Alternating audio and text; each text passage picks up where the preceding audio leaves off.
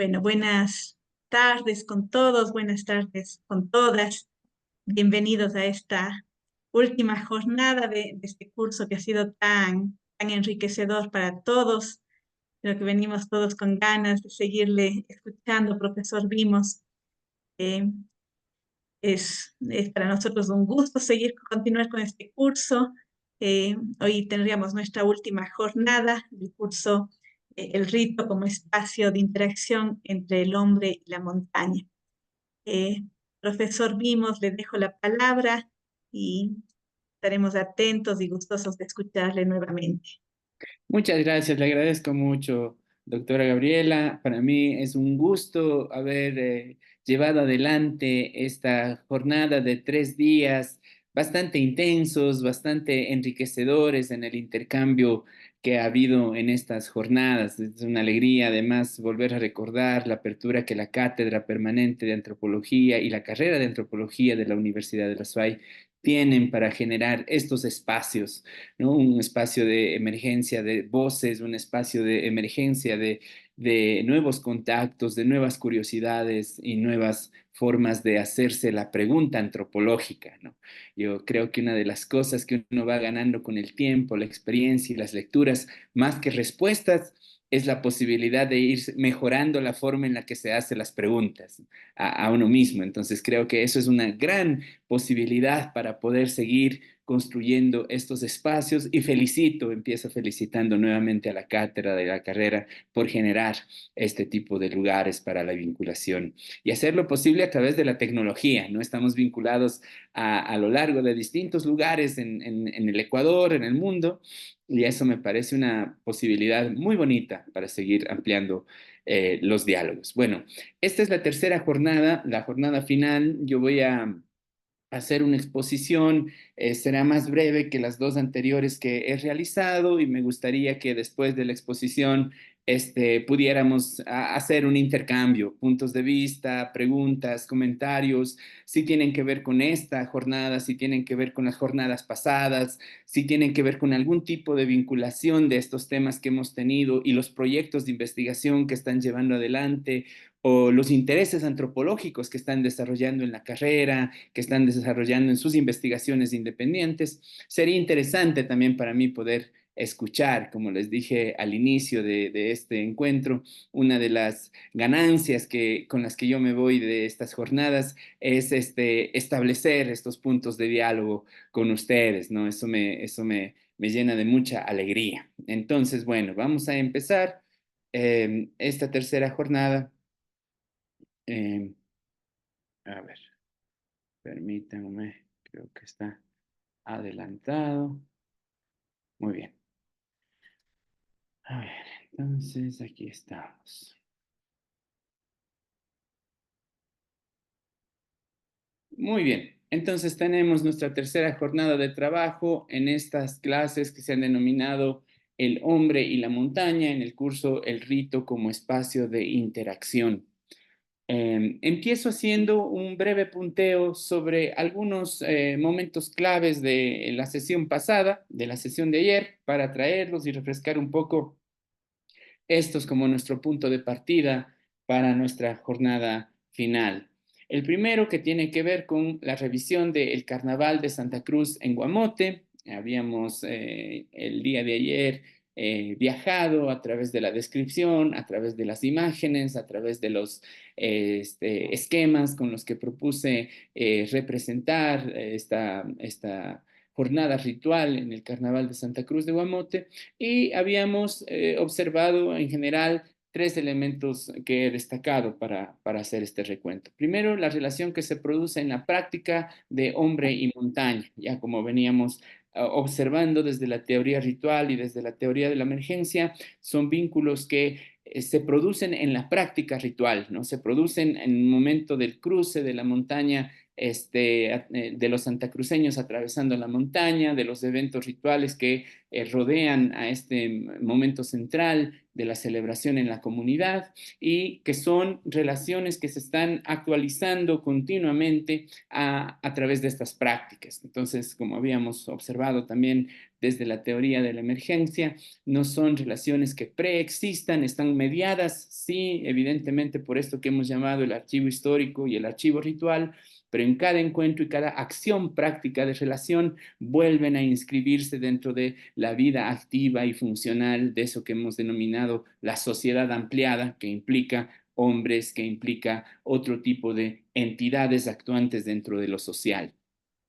Un segundo hecho que he descrito o he resaltado es la vinculación de palabras y acciones. Esto va a ser interesante para una observación que realizaré más adelante. Ustedes vieron en el Carnaval de Guamote, hay una serie de enunciaciones de discursos, ¿no? La palabra está muy presente. El discurso de los jóvenes hacia los abuelos, el discurso de los abuelos hacia los jóvenes, el discurso de los abuelos pidiendo permiso para entrar a los lugares, el discurso de los abuelos recordando a los parentelas muertos, ausentes, migrantes fuera de la comunidad, es decir, la palabra está activa.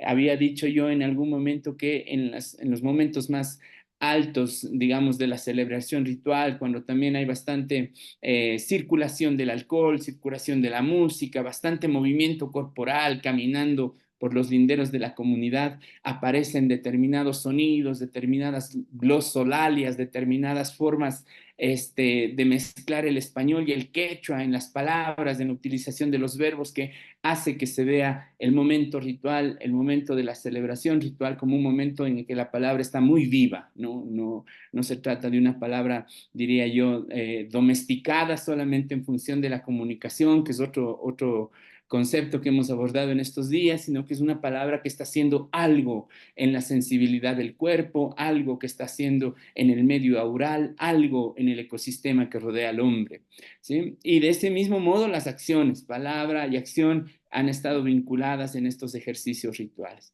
Y un tercer elemento que he mencionado ya un poco en el primer punto también, que es la vinculación, que es la actualización de interacciones entre las entidades. Contrario a lo que habíamos observado desde la escuela intelectualista, en la que se proponía la idea de el ritual como un símbolo que refleja las preocupaciones de la sociedad, lo que vemos aquí es que el ritual produce, sí, del ritual emerge una serie de vinculaciones entre las entidades actuantes. Entonces, cuando estas entidades se encuentran dentro del rito, actualizan sus roles dentro de la sociedad ampliada, actualizan sus jerarquías, recalcan sus limitaciones, recalcan sus fronteras de acción, eh, ponen en juego nuevamente sus coaliciones, sus asociaciones con otras entidades y con la sociedad de los hombres, sus vinculaciones con el medio. Esta noción de actualización vale la pena poder observarla en un contexto más amplio también. En la primera jornada, alguna de las participantes hizo una pregunta de relación entre el mito y el rito. Y una de las cosas que yo proponía ahí es que el rito actualiza de alguna forma estos scripts, estos guiones que pueden existir en la narrativa mítica, los vuelve o los encarna dentro de la vida cotidiana, ¿sí?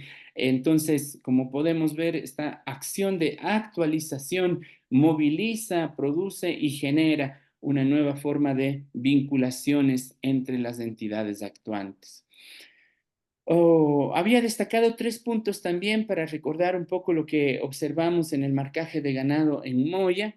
El primer punto que fue más resaltante en el trabajo que realicé y que expuse es la circulación de poderes y de pagos, ¿no? Parecería que la presencia del guamani y los dictados del guamani sobre la vida de los animales y la vida de la gente en Moya es mucho más tangible, quiero decir, no estoy hablando en una categoría de más o menos poderoso, pero sí más o menos presente dentro de la cohabitación de las personas, ¿no? Entonces, por eso mismo la necesidad de hacer pagos, que como habíamos visto el día de ayer, pagos, ofrendas, ¿no?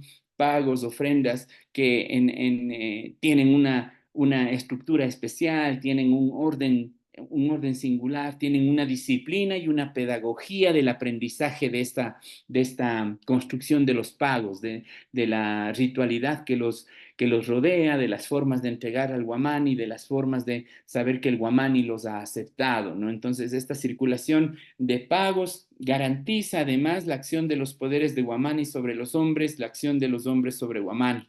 Circulación de poderes y de pagos forman un complejo entramado alrededor de la ritualidad en el caso del marcaje de ganado en Moya. Nuevamente, la presencia de palabras y acciones, en este caso habíamos visto palabras que se dirigen a los animales, palabras que hacen que el animal doblegue su fuerza, palabras que hacen que el hombre pueda entrar en estados de transformación, como habíamos visto el caso de la fotografía de esta persona que estaba transformándose en un animal, ¿no? Entonces, palabras y acciones están vinculadas o están muy presentes en el marco de esta celebración ritual. Y una segunda y un tercer elemento que era la negociación de los lugares sociales de las entidades. Al haber esta circulación de pagos, al haber esta circulación de poderes, las entidades, tal cual como en el Carnaval de Guamote, están negociando su lugar social, ¿sí? No hay nuevamente, como habíamos dicho, esta forma de entender el rito como un lenguaje, este cierto nivel de autonomía del rito también es un cierto nivel de autoorganización de sus relaciones. La palabra negociación aquí funciona de forma amplia porque permite saber que hay una recolocación, un reposicionamiento de las entidades. Yo les traía a colación el ejemplo de la guerra interna y los guamanes de Moya en el caso peruano, los movimientos políticos y la catequización en el caso de Santa Cruz de Guamote. Todos esos son espacios de reposicionamiento de las entidades que en el caso del rito se ve claramente cómo se encuentran negociando sus lugares sociales, sus lugares de poder. ¿Sí? Esos tres puntos había yo destacado en el caso del marcaje de ganado en Moya.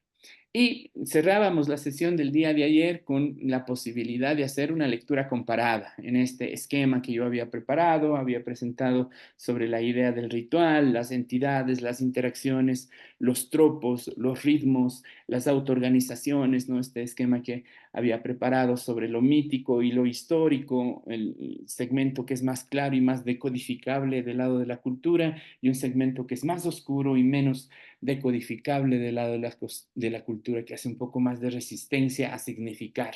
¿Sí? Entonces, aquí destaco tres puntos también, que son las interacciones de las entidades dentro de este marco de la estructura ritual, los ritmos de vinculación. Esto me parece que no abordé de forma más profunda el día de ayer, pero ahora que estaba haciendo un poco el resumen, observé que quizá cuando yo hablo de ritmos de vinculación, sí, estoy hablando de algún modo de estas formas de negociación, de estos reposicionamientos que no tienen que ver con un orden preestablecido, sino que van ganando ubicación en tanto se relacionan con los otros, ¿sí? En tanto su relación con los demás. Hay una rítmica de ese posicionamiento, entonces, para pensar en otras posibilidades de entender esta relación entre las entidades dentro de el ritual, ¿no? No solamente desde la significación verbal, como habíamos dicho, no solamente desde la significación simbólica, sino aquí estamos observando otro tipo de vinculaciones posibles para pensar en estos análisis rituales y acoplamientos y desajustes con el contexto, como había planteado yo en este esquema, el rito más o menos asimilable, más o menos autónomo con su contexto. Había observado entonces que la presencia de Santiago Matamoros en ambos rituales, sea como San Carlitos, sea como el Taita Shanti, este, significa una forma de acoplamiento a las instituciones culturales, en este caso de la religión, pero la presencia de Guamani, la presencia de Usubuk, su acción sobre la sociedad siempre plantea un desajuste con esas miradas institucionales, un desajuste con esas miradas culturales hegemónicas, como había llamado, ¿no? Entonces, desde esta perspectiva podemos observar el papel del rito ampliado, múltiple, en estas dos observaciones etnográficas que habíamos realizado el día de ayer. Seguramente esta revisión, por lo demás breve, puede activar algunas preguntas o observaciones que sería bonito poderlas compartir en el momento del debate. Bueno, entonces, recordados estos puntos, iniciaremos en la última sección de estas clases que se titula Hacia una antropología del hombre y los lugares. Tenemos 3 secciones para poder trabajar o recorrer en esta clase: el rito como prótesis de adaptación al medio ambiente, el poshumanismo y los diálogos contemporáneos, y los lenguajes de la coexistencia entre las especies. Vamos a empezar por el primero de ellos, el rito como prótesis de adaptación al medio ambiente. Yo había propuesto aquí una primera observación a el esquema que presentaba el día de ayer para hablar de esta lectura comparada entre Moya y Guamote. Este era más o menos el esquema que yo había presentado.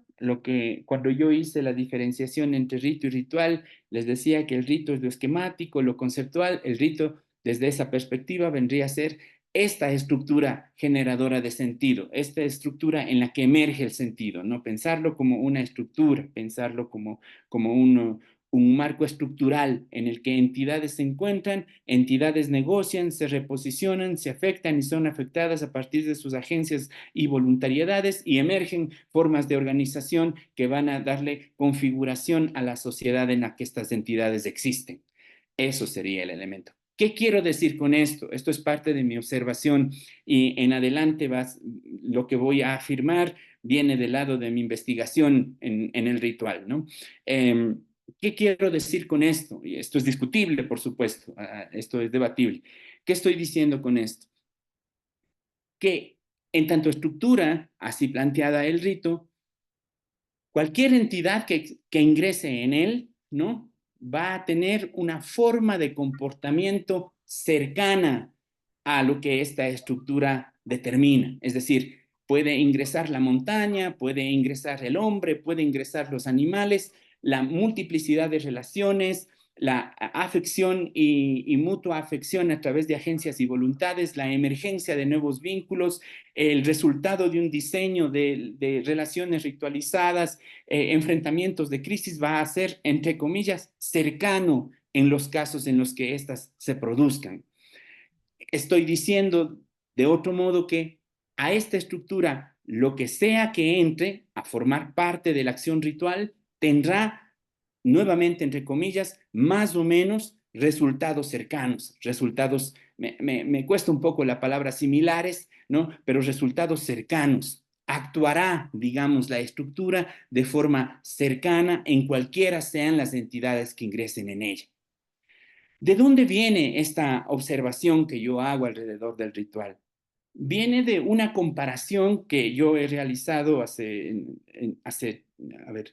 6 años. No, bueno, yo llegué a los Estados Unidos hace 6 años, y entonces desarrollé un estudio que ya había inicialmente trazado mientras era estudiante y profesor en mi primera jornada en San Marcos, que era el acercamiento entre el rito y el poema, ¿sí? En San Marcos yo tuve la posibilidad de crear una cátedra optativa que se llamaba Ritualidad y Poesía, ¿no? Y que básicamente intentaba leer en la poesía, inicialmente esa era mi curiosidad, leer en la poesía momentos en los cuales habían estas sospechas de desajuste, estas sospechas de no comunicación, estas sospechas de resistencia que estaban presentes en la teoría ritual. Bueno, cuando fui a los Estados Unidos, esa fue mi investigación que desarrollé los 2 años en la Universidad de Cincinnati.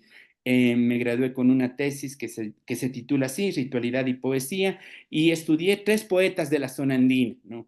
Jaime Sáenz de Bolivia, Juan Ramírez Ruiz de Perú y César Dávila Andrade en el caso ecuatoriano, ¿no? Hice lecturas de La Noche de Jaime Sáenz, ¿cómo se llama? Las Armas Molidas de Juan Ramírez Ruiz y Boletín y Elegía de las Mitas de César Dávila Andrade, ¿no?, que además es paisano, un paisano de Cuenca, ¿no?, un poeta cuencano. Bueno, ¿qué me enseñó esto o qué me permitió observar este acercamiento entre el rito y el poema? Que el poema tenía este tipo de estructura.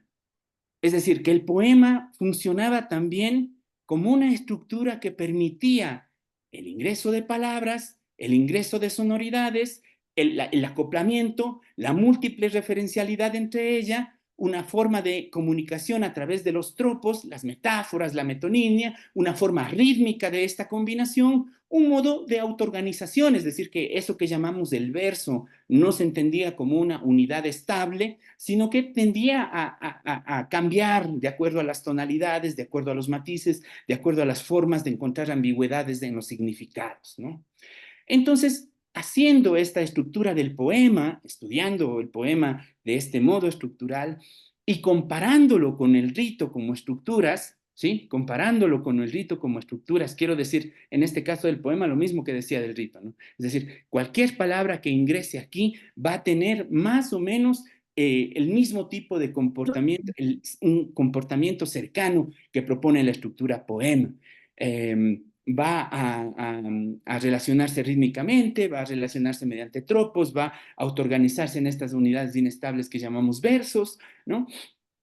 ¿Qué es lo que me permitió observar esto? Entonces, dije yo, es posible que en la sociedad existan, el hombre como ser social, en sus límites para convivir con el ecosistema en el que se encuentra, necesita este tipo de ampliaciones de sus capacidades de existencia. Necesita este tipo de prótesis para poder avanzar más allá de sus límites. Quiero hacer que algo que estoy sintiendo sea digerible para mí. Hago un poema de amor. Este ejemplo es bastante simple por lo demás, ¿no? Quiero entender o quiero comunicar o quiero sacar esto que estoy sintiendo. Bueno, escribo una forma de poema, me ayuda a pasar esto, ¿sí? Decía Haroldo de Campos que todos a los 17 años tenemos un libro de poemas escrito secreto debajo de la almohada, ¿no? Todos hemos pecado de poesía, digamos, en ese sentido. Bueno, lo mismo pasa, o lo mismo, quiero decir, algo semejante pasa en el caso del ritual, ¿no?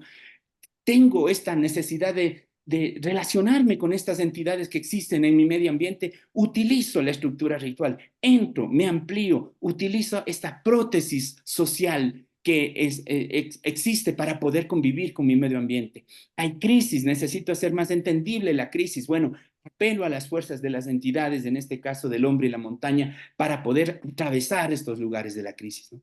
Entonces, lo que yo digo desde esta perspectiva del rito como una prótesis social, ¿no? Del rito como una ampliación, es que entendidos y desprendidos de esta observación y investigación que yo hice, desprendidos de esto, el rito y el poema aparecen o son dos ejemplos entre los múltiples que pueden existir, son dos ejemplos de estructuras con las que el hombre convive para la emergencia de sentidos ante el medio ambiente en el que se desarrolla. Rito y poema, entendidos de este modo, son estructuras de ampliación de las capacidades humanas. Ahí hay una nueva, no nueva, pero quiero decir, ahí hay un núcleo interesante para cambiar un poco el enfoque de lo que vemos cuando vemos un ritual, ¿no? No se trata solamente de la actividad de folclorización, no se trata solo de la foto, de los trajes que se están poniendo para realizar el rito. No, se trata de la puesta en práctica de una forma de conocimiento válida, funcional, compleja, que está en manos, como hemos visto en estos días, en manos de las comunidades indígenas de la zona andina. No solamente en ellas, exclusivamente, ¿no? Pero en el caso de estudio que estoy siguiendo, bueno, ahí está una forma de conocimiento.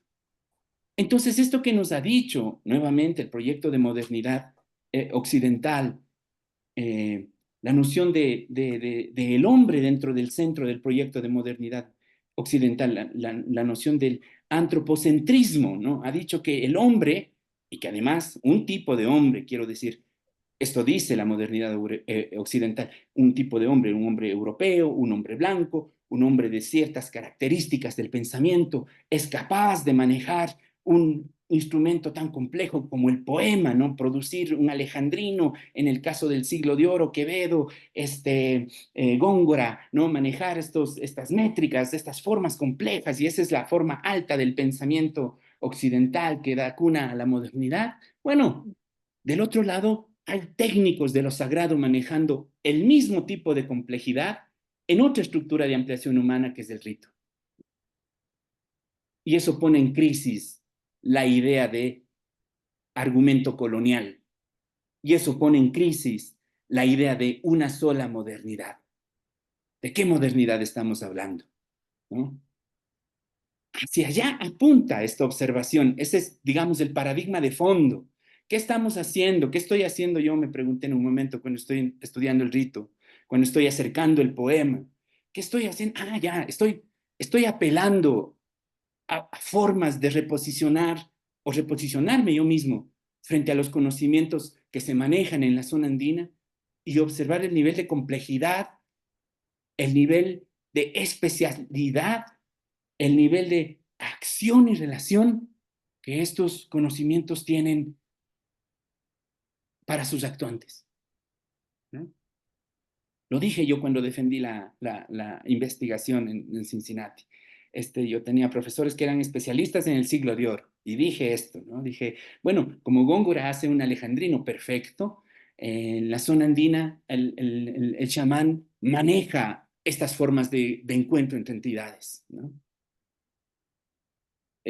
Por supuesto, fue una afirmación crítica, criticada, ¿no? Pero tuve argumento para poder hacer este acercamiento, ¿no? Y eso es una forma de pensamiento. Quiero decir, aquí hay una propuesta, ¿no? Aquí hay una forma de establecer cuál es el lugar del rito en medio de la sociedad andina.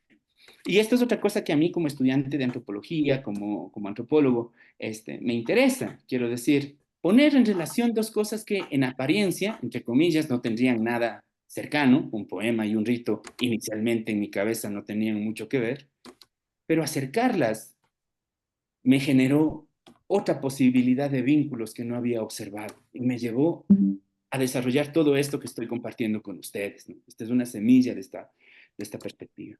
Estructuras de enfrentamiento de la crisis, como he dicho. Entonces, el poema y el rito ayudan como estas ampliaciones sociales a atravesar estos momentos de crisis, y estructuras de adaptación al contexto, como he mencionado en el caso del rito y en el caso del poema. Son nombradas así como prótesis sociales, ¿sí? Ayer el profesor Mario hablaba de la noción del cyborg. De este lado de ampliaciones, de este lado de vinculaciones con tecnologías sociales, de este lado de ampliaciones, de este lado de vinculaciones con formas complejas del pensamiento y el conocimiento, ¿no? Entonces, como prótesis social, en tanto prótesis social, el rito cumpliría nuevamente este tipo de comportamiento, ¿sí? El poema cumpliría este tipo de comportamiento. El mito cumpliría este tipo de comportamiento, ¿no? Vale la pena observar cuáles son estas prótesis sociales dentro de una comunidad, cómo son utilizadas, en qué momento dejan de utilizarse, por qué son desplazadas, qué cambia en su funcionalización, por qué han sido vaciadas, ¿no? Ahí hay una serie de otras preguntas que se abren a propósito de este enfoque del rito como una prótesis social, ¿sí? Entonces, esta es la perspectiva que sostiene mi acercamiento al rito como fenómeno del lenguaje, mi acercamiento al rito como esquema de relación de entidades, mi acercamiento al rito como ampliación de las capacidades humanas para su adaptación al medio ambiente. Hago algunos apuntes para pensar entonces en esta una segunda línea de esta clase, que es hacia dónde nos lleva esto, qué hacemos con una estructura así. Bueno, ahora hay un diálogo bastante amplio sobre la idea del giro poshumano, ¿no? Desprendido de esta idea del giro antropocéntrico, el momento de pensar que en este momento de la historia el ser humano es una fuerza tan grande que puede cambiar el diseño físico del planeta en el que vivimos, ¿no? Esto es, digamos, en palabras bastante simples, uno de los puntos generadores de la idea del antropoceno. El hombre se ha convertido en una fuerza capaz de rediseñar, digamos, en la mayoría de los casos, para mal, el espacio físico ambiental en el que vivimos. Ayer hablábamos y mencionábamos esta idea de que las carreteras cruzan las montañas, de que las antenas de teléfono están puestas ahí. Bueno, el hombre es una fuerza capaz de esto y en muchos de los casos, además, el antropoceno se afirma desde ahí, es una fuerza que ya no tiene regreso, digamos, ¿no? Es un tipo de afección al medio físico, al planeta en el que vivimos, que ya no tiene regreso. Entonces, si el rito es una unidad estructural que permite la relación, este tipo de relación que he descrito entre entidades y medio ambiente, ¿no? Es preciso volver a poner los ojos en el rito en este momento del debate poshumanista. Es preciso volver a observar lo que se hace en la zona andina entre el hombre y la montaña. Hace años, en la zona andina, hace siglos, viene pasando esta vinculación más allá de lo humano. Pero el debate contemporáneo ha vuelto a poner los ojos ahí, ha vuelto a colocarse, ya vemos por qué, ¿no? Por las características que tiene el rito, por las actuantes que suceden dentro del rito, las relaciones que emergen de él, ¿no? Ha vuelto a poner los ojos en esta perspectiva. Entonces, en tanto estructura, el rito tiene una pertenencia, tiene un momento específico, tiene una serie de características que lo vinculan a este debate del poshumanismo. Ese es un poco mi argumento también de soporte de mi investigación de tesis. Entonces, hay en esta idea de vinculación entre el poshumanismo una serie de características que se han puesto a observar o a reobservar los límites entre naturaleza y cultura, ¿no? El debate es bastante amplio.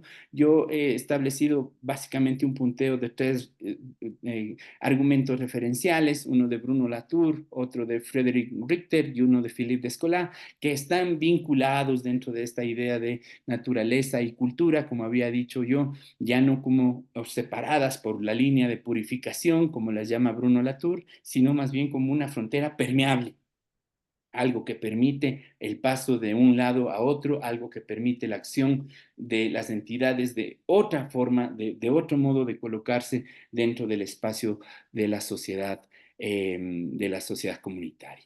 En el caso de Friedrich Richter, esta idea de cosmología occidental de dos planos que opera alrededor de esta división naturaleza y cultura, como la llama él, ha entrado en crisis. Las generalizaciones ya no son posibles, hay que caer a la observación, a la individualización de los casos. ¿Qué es para la comunidad de Santa Cruz de Guamote el ser humano? ¿Qué es para la comunidad de Santa Cruz de Guamote la naturaleza? ¿No? ¿Qué es para la comunidad de Santa Cruz de Guamote el usubú? ¿Hay una sola naturaleza o varios tipos de naturalezas, ¿no? La generalización ha caído en crisis. Ya no se puede decir esto es la naturaleza y la cultura. Bueno, sí se puede decir evidentemente, pero desde el enfoque antropológico es posible volver a poner los ojos en los casos individuales, ¿no? El mismo caso para Moy. Y creo que esto empata muy bien con esta perspectiva que tiene Philippe Descola, de pequeños deslizamientos ontológicos que rompen la unidad purificada. ¿Qué quiero decir con esto? Que sobre esta idea de naturaleza y cultura nítidamente separadas, ¿no? Específicamente divididas, en esta observación más específica de los casos individuales, me gusta mucho esta palabra, hay una serie de deslizamientos, ¿no? Hay una serie, yo la he nombrado como porosidades, hay una serie de zanjas que se abren, ¿no? Vinculaciones posibles que permiten el intercambio de prácticas que reiteran formas ontológicas diversas, ¿no? Deslizamientos ontológicos, aquello que se llama Occidente entrando, digamos, la ontología de la modernidad occidental, entrando en discusión, en debate y negociación con la ontología de las comunidades indígenas. solamente para observar un poquito, ven esta múltiple significación de la imagen de Santiago Matamoros, en el caso de San Carlitos y en el caso del Taita Shanti, ¿no?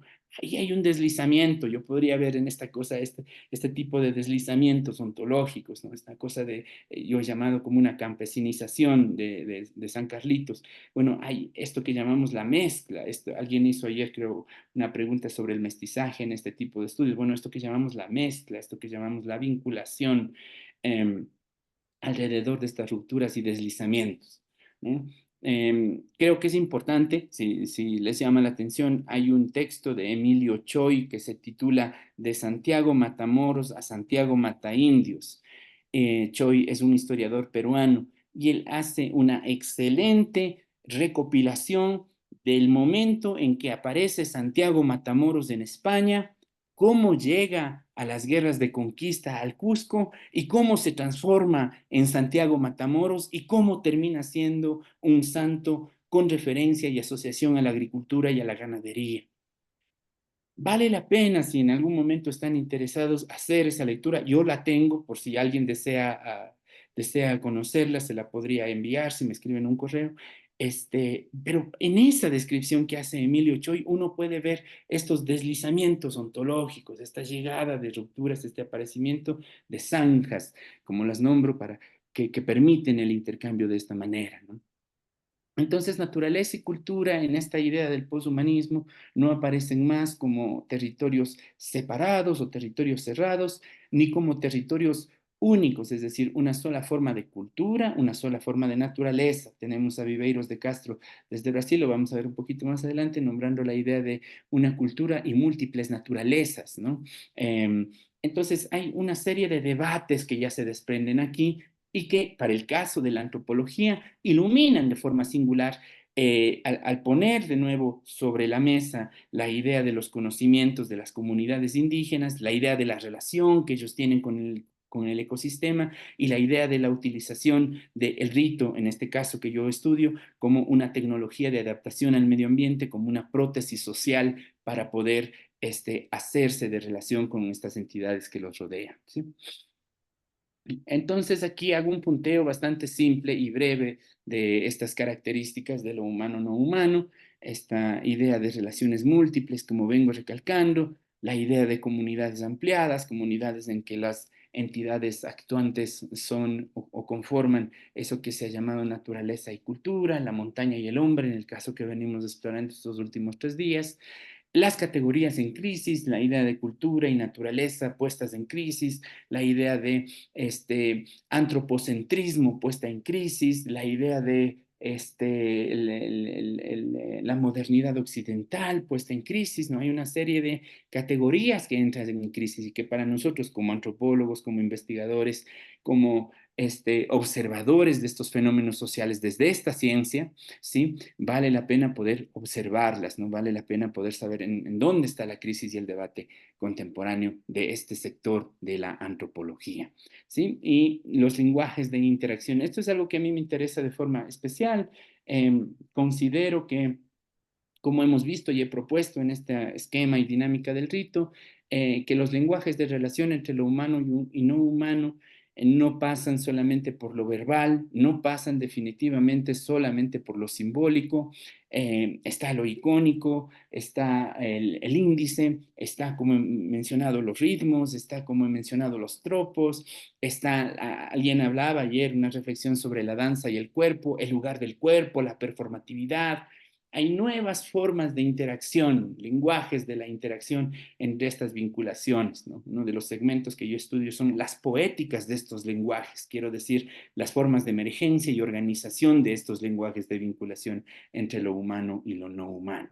Bueno, aquí tenemos entonces, como he dicho por lo demás, bastante breve, una forma de punteo de esta relación entre lo humano y lo no humano. Hay dos conceptos que son claves que me gustaría destacar, que son los conceptos de subjetividad y los conceptos de intencionalidad. ¿Qué está pasando en este esquema ritual cuando las entidades ingresan, se afectan mutuamente dentro de este esquema que ya he mostrado? uno de los desprendimientos es que está habiendo un proceso de subjetividad continua. ¿Qué quiere decir esta palabrita, subjetividad?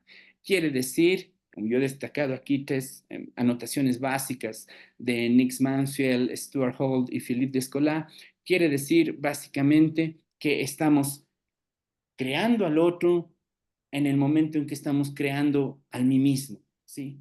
Mismidad y otredad, de forma simple estoy diciéndolo, ¿sí? Mismidad y otredad se están generando en los procesos de subjetivización. Entonces, si el hombre y la montaña son actuantes dentro del proceso ritual, la subjetividad de los santacruceños evidentemente está construida por la relación que tienen con la montaña.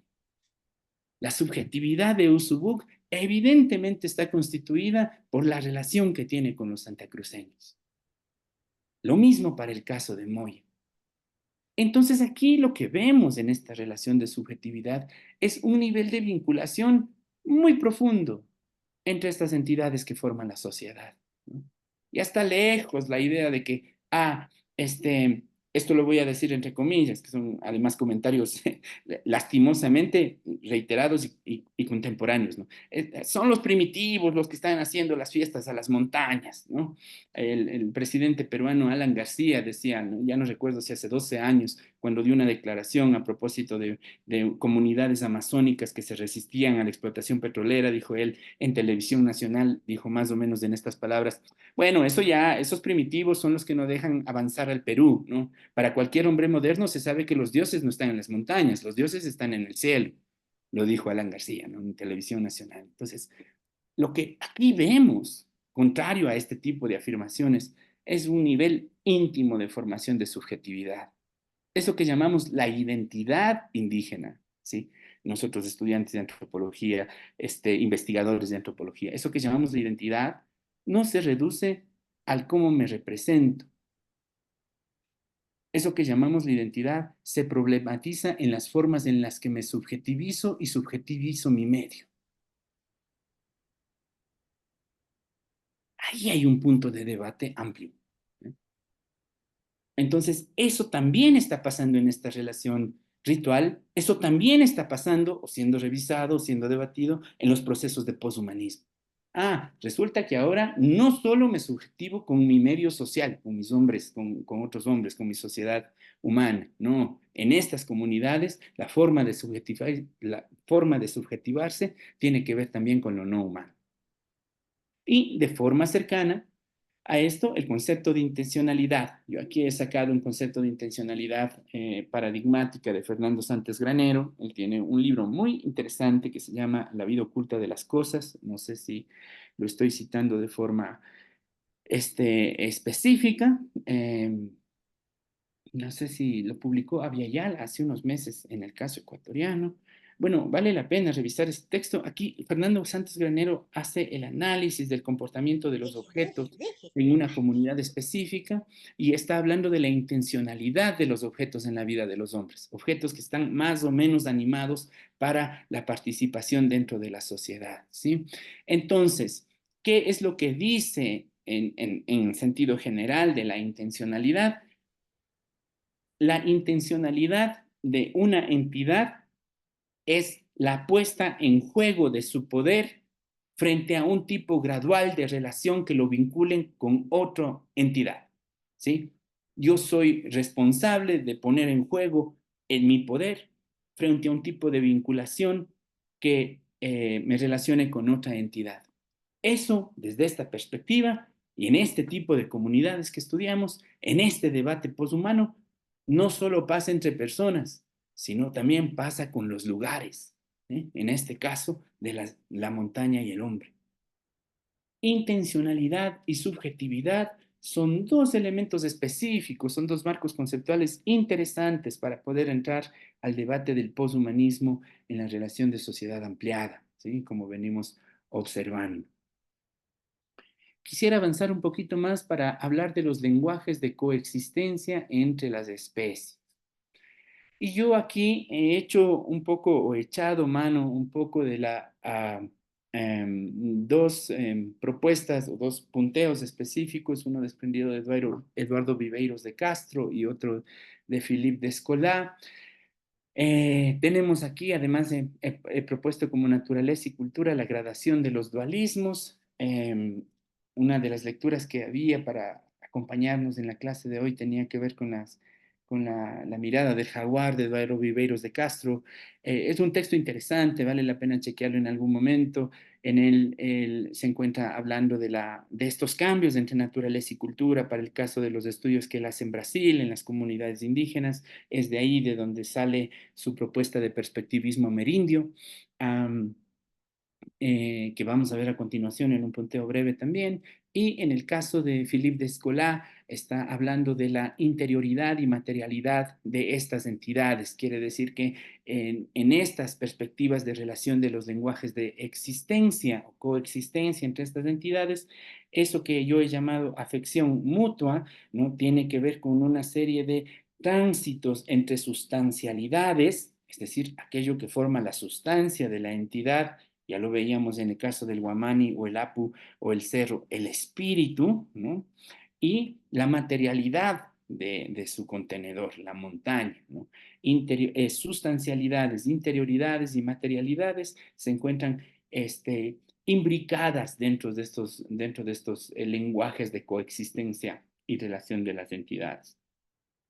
Hago aquí una observación específica de cada uno de estos elementos para pensar en el caso del perspectivismo amerindio,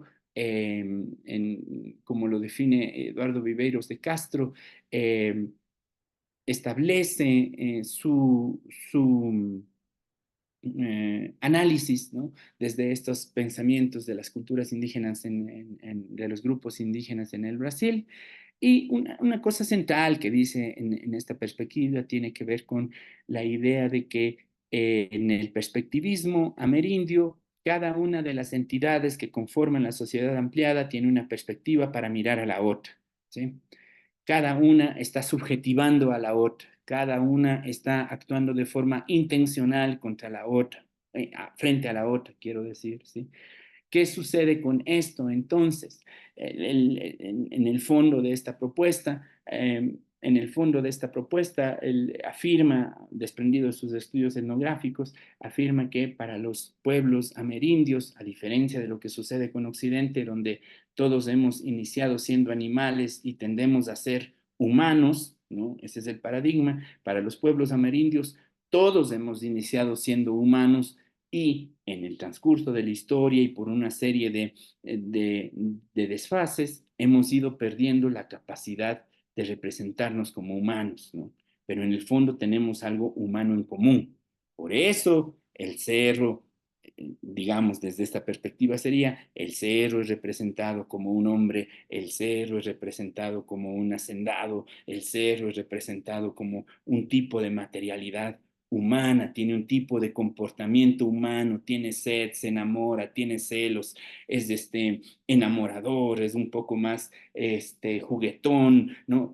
Todos estos dones humanos de los que se abraza a la entidad, constituyen, desde esta perspectiva, constituyen las formas de establecimiento de esta relación con ese momento previo o ese punto de partida que nos vincula con la humanidad de forma general, ¿sí?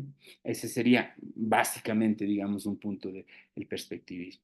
Y un segundo elemento que he destacado yo para pensar en interioridad y materialidad tiene que ver con los atributos asociados a esto que se denomina el espíritu, el alma, en algunos casos, ¿no? Formas de intencionalidad, subjetividad, reflexividad y afectos, una forma de abstracción, la interioridad de las entidades actuantes humanas y no humanas está vinculada a estas formas de abstraer, a estas formas de componer en subjetivización estos atributos que se asocian a lo interior. Y la materialidad a esta forma material, matérica, de contenedores de estas interioridades, ¿no? Eso que se llamaría el cuerpo, los cuerpos materiales, ¿sí?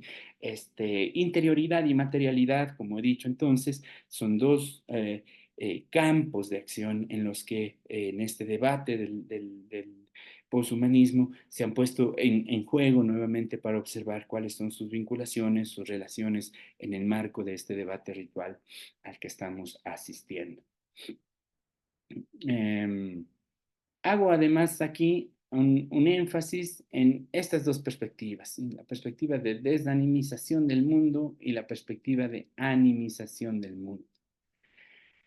Una de las cosas que he mencionado a lo largo de estas tres días de jornadas de interacción, intercambio, ha sido que siempre este contraste entre el proyecto de poder occidental, la modernidad occidental y las otras modernidades, ¿sí? Las otras modernidades posibles, como estamos observando.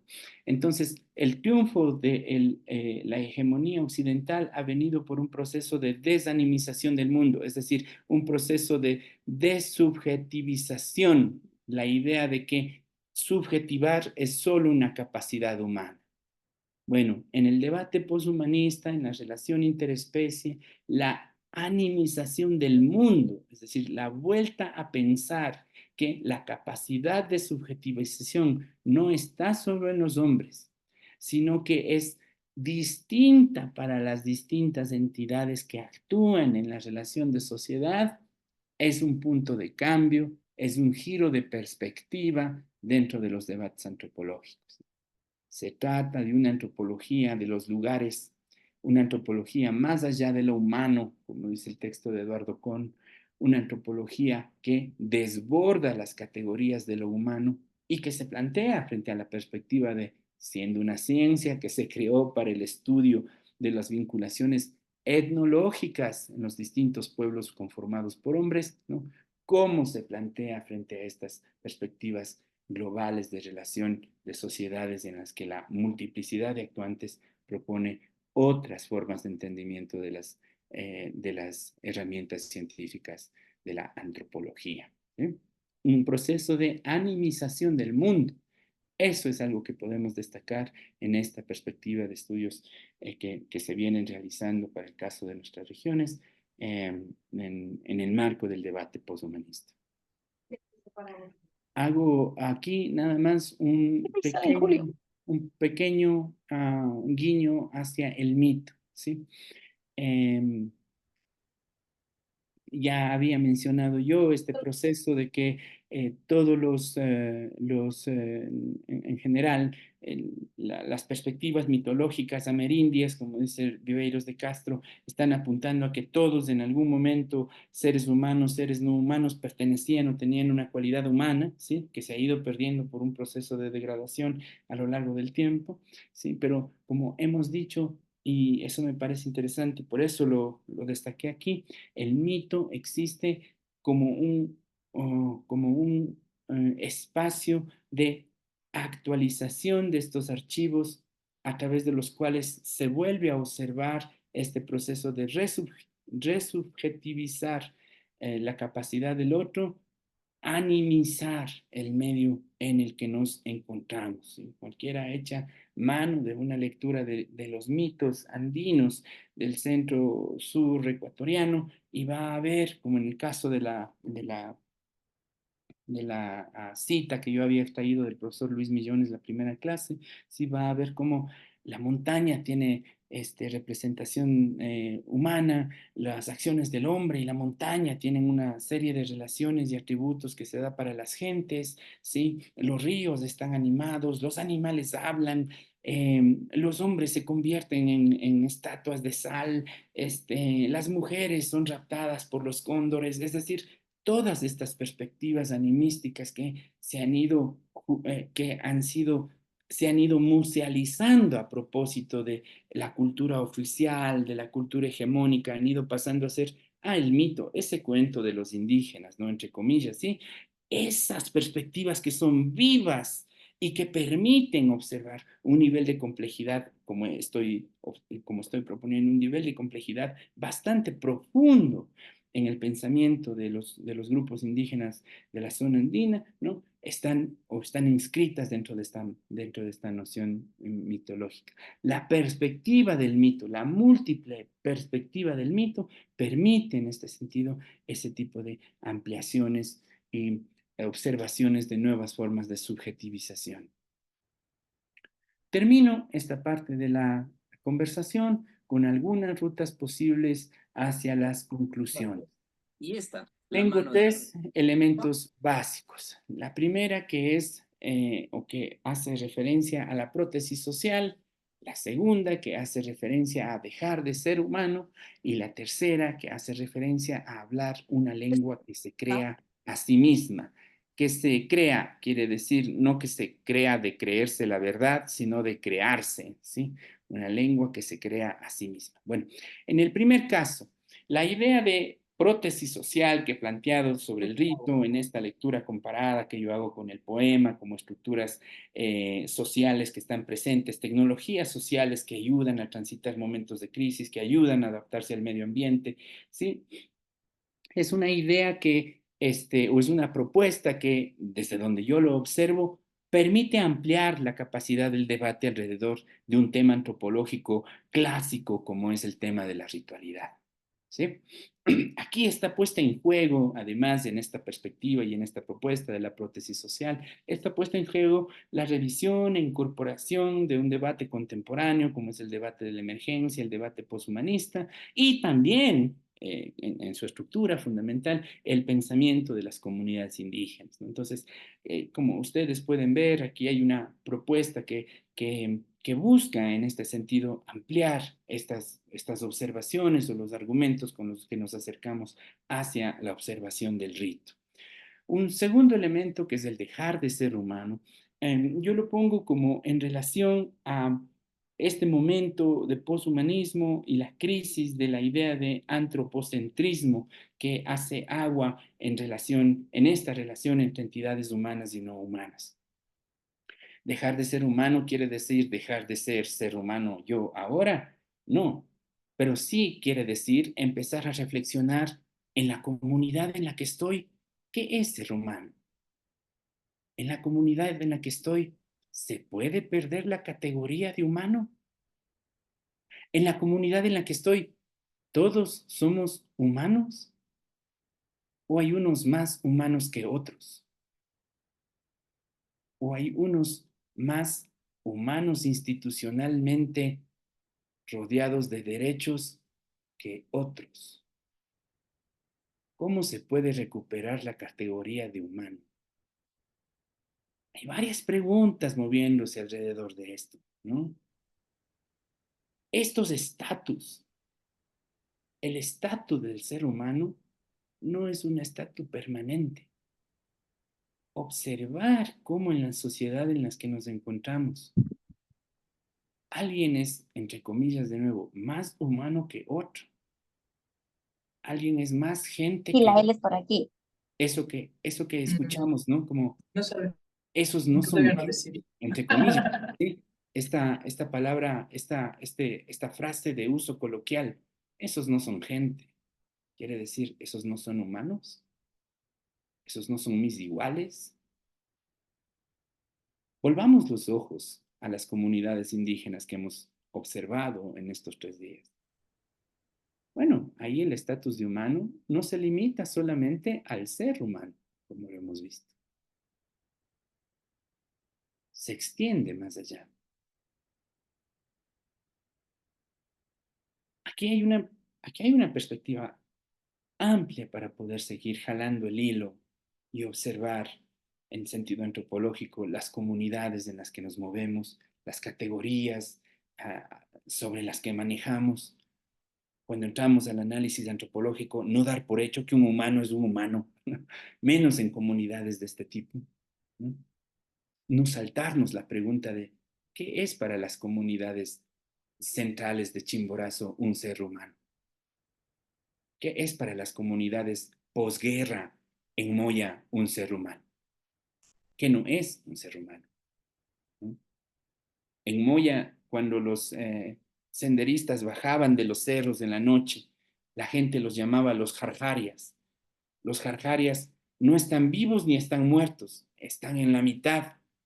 No son humanos, son espectros.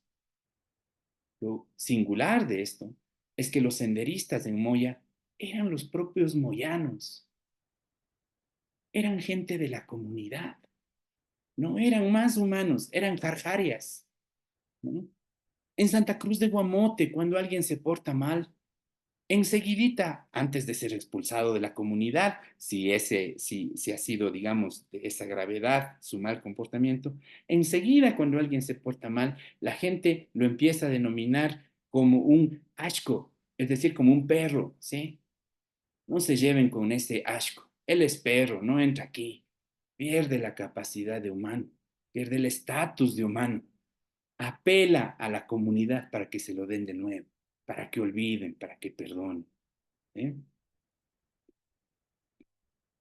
Un libro precioso en este sentido, el libro de la profesora Kimberly Tatum, Entre prójimos. Este proceso de recuperar la humanidad en las comunidades masacradas entre propios vecinos, masacradas entre propios familiares en el caso de la guerra interna del Perú. Bueno, ahí hay una pregunta para poder observar en este marco de las relaciones interespecies, de las relaciones poshumanas, en este marco de entidades actuantes y mutuamente afectadas. Y finalmente, hablar una lengua que se crea a sí misma, es decir, con todo este proceso de los tropos, de los ritmos, de la autoorganización, con toda esta estructura del ritual más o menos separable, ambiguo, gradual, como he ido mostrando en estos días, yo creo, personalmente, esa es mi percepción, ¿sí? Que el rito en sí mismo es un territorio del conocimiento, es un territorio de la generación de un lenguaje que se hace a sí mismo y que continuamente está actualizando a los actuantes que entran entre sí, a los medios en que se manifiesta, a las formas de manifestación visibles, audibles, performativas que se desprenden de él. El rito sería, y esto quizá por una formación mía como estructuralista, básico, digamos, en mi bachillerato, este, vuelvo a pensar desde Levi Strauss, ¿no? Este territorio de loco verbi, es decir, una lengua dislocada, una lengua que se habla a sí misma, una lengua que se crea, una lengua que no necesariamente significa del todo, ¿no? Las partes oscuras del rito, una lengua que no necesariamente se deja asimilar del todo las partes de resistencia del rito, una lengua que no necesariamente comunica del todo, ¿no? Pero que hace, que está. Más que un ser, es un estar. Más que un ser, es un estar. Eso que observaba en Jaime Sáenz, en Juan Ramírez Ruiz y en César Dávila Andrade. Más que un ser, en esa relación con el poema, es un estar. Ahí hay algunas preguntas que tampoco para mí tienen respuesta, ¿no? Todavía. Ah, pero que permiten observar estos niveles de complejidad, que deslindan, que amplían lo antropológico, ¿no? Está lejos la idea de que el antropólogo va al campo, hace unas encuestas, vuelve a su escritorio y hace un informe. No, hay que volver a trabajar en etnografía. Hay que volver a convivir, a la coexistencia con las comunidades indígenas. Ahora mismo, estos programas de antropología que se forman en otros espacios que no son, en el caso ecuatoriano, la capital. Eso nos da una oportunidad fundamental para poder entender, ampliar los límites de estas formas de ver la antropología, ¿no? En el caso del Perú es impresionante, eso fue una cosa que a mí me atrajo mucho siempre. La antropología se enseña en las universidades públicas. En las universidades públicas más importantes del Perú hay grandes escuelas de antropología. En San Marcos, en La Libertad, en Ayacucho, en Cusco. Gente quechohablante estudiando antropología, profesores quechohablantes enseñando antropología, aymara hablantes enseñando antropología. Ahí hay otra forma de poder entender estas nociones de lenguas que se dicen a sí misma, de todo esto que yo he venido discutiendo en estos días, ¿no? Creo que con eso estamos. Creo que que con eso podríamos arribar a cerrar esta parte mía en este momento, en esta tercera sesión, y ver si hay la posibilidad de intercambiar, si hay preguntas, si hay comentarios, algún, algún debate posible con esto. Muchas gracias. Eh, Muchas gracias a usted, Víctor. Creo que le damos un aplauso ahora y le daremos también al finalizar este curso, indudablemente, porque ha sido muy, muy enriquecedor. Eh, y Muchas supongo que gracias. ahora habrán muchas preguntas. Yo voy a ser abusiva con el hecho de tener a la mano el micrófono y plantearle una consulta. Usted nos hablaba en el día de hoy de este proceso de subjetivación del mundo, y esto me trajo a la mente el planteamiento de un autor que no sé si lo conoce, Morris Berman, quien tiene un libro muy interesante que se llama El reencantamiento del mundo. Él plantea varias cosas. Él dice que, por un lado, desde en Occidente, desde el judaísmo, luego el cristianismo, el islam, hemos ido paulatinamente desacralizando el mundo. Él dice que luego se da una pérdida de significados que está enraizada en la revolución científica de los siglos XVI y XVII. Y Berman plantea también que antes, en el pasado, la relación con el cosmos, dice él, era la que dotaba de significado la existencia de los seres humanos. Y que esa era una relación directa de pertenencia y correspondencia, nos dice él. Él dice que esa relación de pertenencia y correspondencia, eh, él la llama una conciencia participativa. Esta conciencia participativa implica para Berman una plena coalición con el medio ambiente. Pero además él nos dice en este libro, que es bastante interesante, que en ese proceso de desacralización del mundo es donde se puede encontrar el origen de la catástrofe ambiental contemporánea. Eh, ¿Qué opinión le merece este planteamiento de Berman? Yo no he tenido la suerte de conocer el libro, pero estoy totalmente de acuerdo con lo que plantea en este sentido. Algo que yo no toco, no avanzo hacia allá porque es otro campo. Algunos acercamientos he hecho desde el caso de la poesía, es el concepto de lo sagrado, ¿sí? Que está vinculado con esta relación ritual, con esta relación mítica, y que en las líneas en las que usted describe el estudio de este investigador, eh, constituye una parte fundamental del vínculo de parentesco entre el hombre y el ecosistema, ¿no? El nivel de acceso a los estados de lo sagrado, el nivel de sacralidad. Lo que sucede, creo yo, es que estos procesos de desacralización, como los ha nombrado usted a propósito de este estudio, estos procesos de desacralización cada vez más se hacen latentes en la relación entre el hombre y el ecosistema. Un ejemplo básico sería la acción del capital sobre estos vínculos, ¿no? Es decir, volver al ecosistema, que es un triunfo del capital, solamente un recurso para explotar.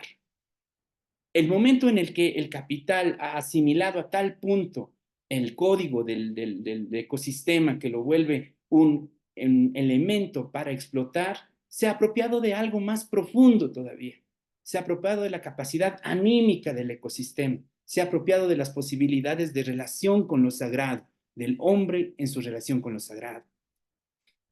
Yo presentaba este trabajo que hice en Moya, cuando la gente va a Huancayo a comprar las cosas.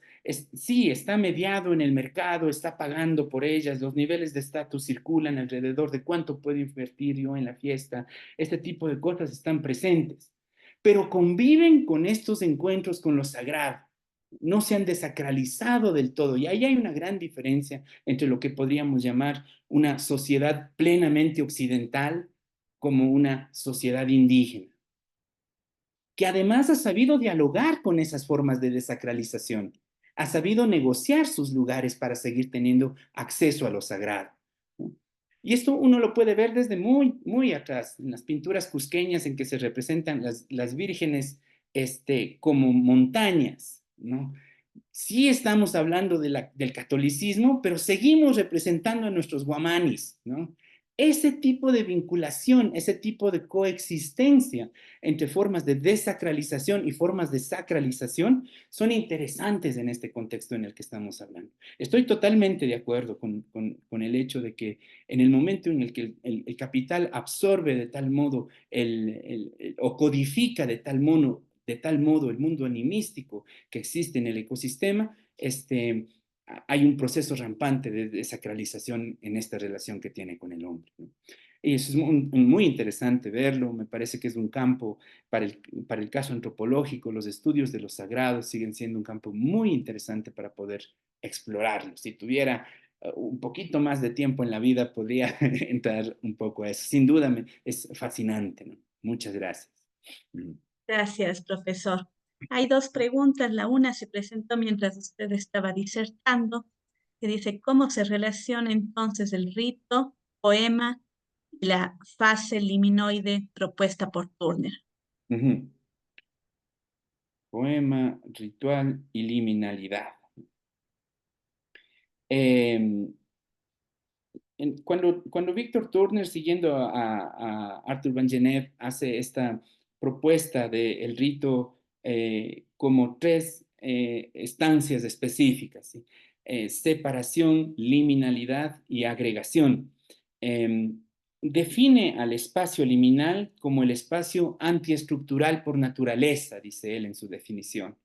¿Qué quiere decir? Dice que en este espacio liminal todos los estatus se pierden, dice, ¿no? Todas las relaciones se intercambian. En algún momento dice, el mundo como que se da la vuelta, ¿no? Se pone de cabeza, los órdenes se pierden, es su observación del drama social en este momento liminal. Y lo que pasa después, dice él, es este proceso de agregación en el que estas vinculaciones que se han establecido un poco en el caos liminal vuelven a cierto tipo de normalidad en la sociedad.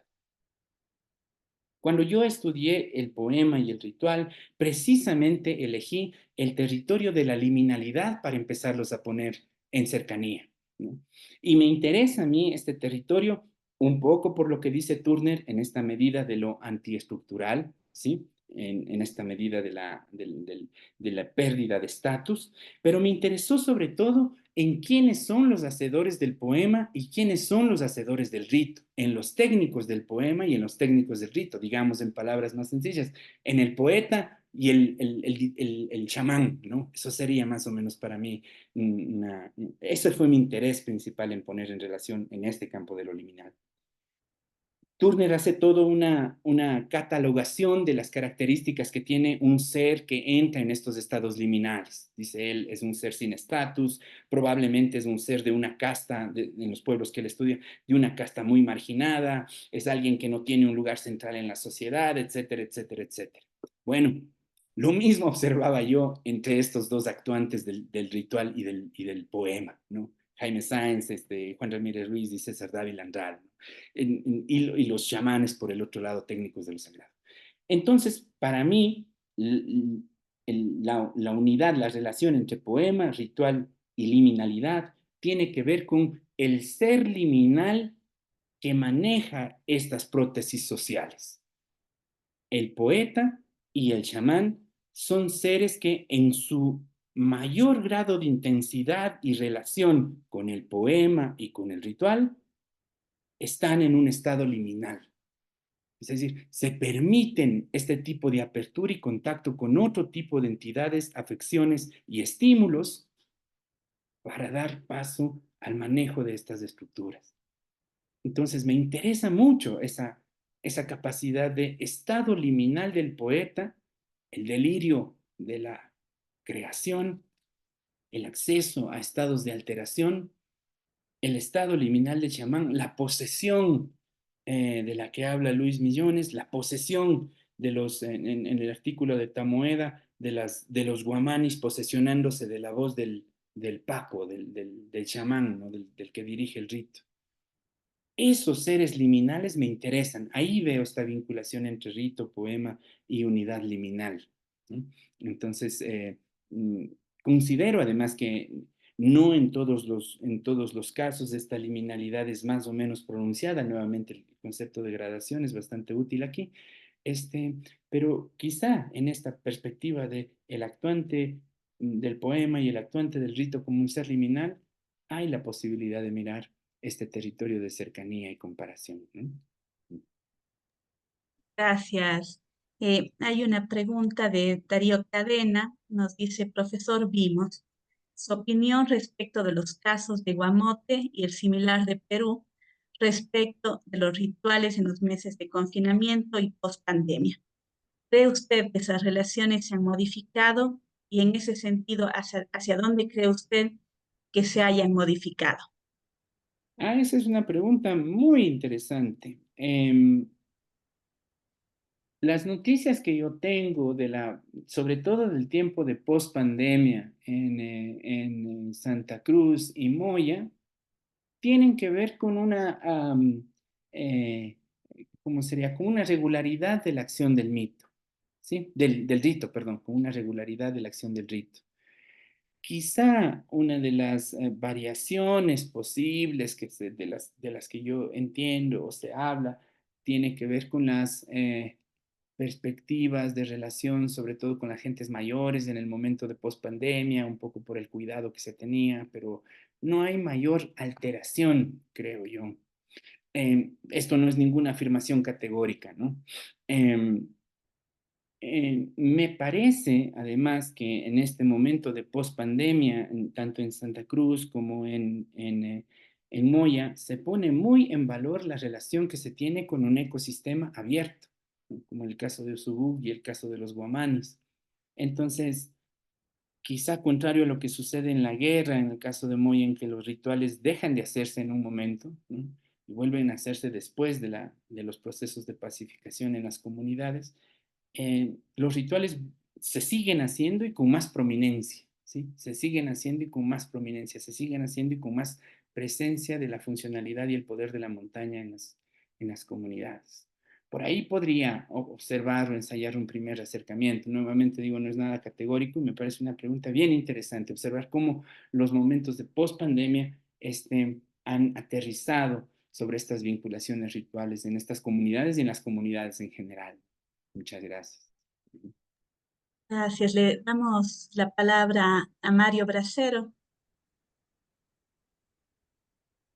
Gracias, Gaby, gracias, profesor Vimos. Eh, Esto de la poshumanidad me recuerda a una frase sobre la cual se habla mucho, se ha hecho muchas análisis, ¿no? De Graham Greene, que eh, es algo así como ser humano es también un deber. Y cuando dice esto, después reflexiona, mantiene la reflexión diciendo que el ser humano es como un segundo nacimiento, porque si bien nacemos humanos, hay que ser humano, ¿no?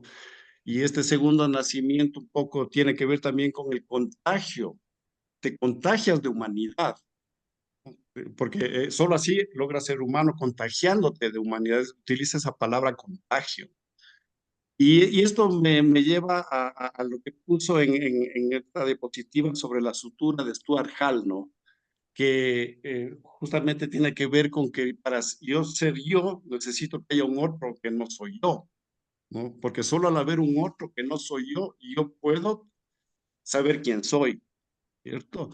Entonces, esta reflexión, yo creo que, y estas palabras de Graham Greene también como que aportan dentro de la literatura a todo este movimiento posthumanista, doctor Vinos. Bueno, no es una pregunta, pero No, muchas gracias, Mario. recordé eso, ¿no? Me Ujú. parece muy interesante. A mí me gusta mucho la palabra contagio. Sí, me gusta mucho la palabra contagio como la palabra afección, afectarse, ¿no? Siempre lo digo yo en general cuando uno pues está metido en la antropología va volviéndose un poco eso también, ¿no? Entonces yo digo, claro, hay que dejarse afectar, ¿sí?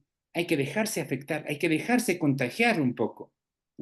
Cuando vamos al campo, uno va con ciertos presupuestos, pero en realidad hay que soltarse un poquito, hay que dejarse afectar, dejarse contagiar. Y me gusta mucho esta perspectiva que usted propone, porque en el estudio que hace el profesor Salas Carreño, ahí está entre los materiales de lectura que yo compartí, cuando habla de la comida, cohabitación y sociabilidad, habla de las personas que están asustadas en el centro y sur del Perú, personas que han perdido el ánimo, el ánimo como el alma, como el ánimo, ¿no? El ánimo para estas comunidades cusqueñas.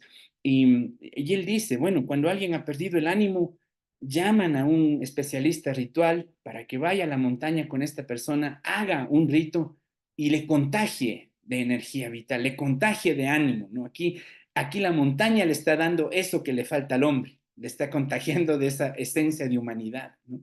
Entonces me parece muy interesante, yo coincido con esa perspectiva de contagiarnos de esta idea de hombre activando entidades activando al hombre. El estudio de Fernando Santos Granero sobre la animización de los objetos tiene que ver con eso. Él hace una diferenciación, creo que son 5 categorías de los objetos animados para la comunidad que él estudia, y las categorías dependen más o menos animadas, dependen de cuánto contagio hace el hombre sobre los objetos, ¿no? Cuánta energía vital les puede poner a los objetos y a qué objetos no les da nada, ¿no? Qué objetos sí son objetos en sí mismos, no son entidades actuantes en la sociedad. Entonces me parece muy interesante eso. Muchas gracias, Mari. Muchas gracias. Igual, si alguien más tiene alguna pregunta o comentario, están invitados a alzar la mano y hacer uso del micrófono.